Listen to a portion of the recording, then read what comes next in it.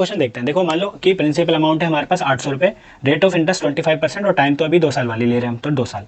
तो अभी क्या फॉर्मेट समझा है, उसी फॉर्मेट पे हम इस तरीके से सर्कल बना लेंगे और ये 800 रुपये को यानी कि जो प्रिंसिपल अमाउंट है उस ऊपर रख देंगे। अब 25% जो होता है, इस 25% का मतलब कितना होता है, अगर आप ऐसे करोगे 1/4, तो इसे डायरेक्ट 1/4 भी कर सकते हो। इसका 1/4 करोगे ये आएगा 200 रुपये, और इधर भी इसका 1/4 करोगे ये भी आ जाएगा 200 रुपये। अब इस 200 का ध्यान रखना, इसका नहीं है, इस 200 का 1/4 के आपने किया तो ये हो गया 50 रुपये। अब देखो 3 चीज़ समझनी है।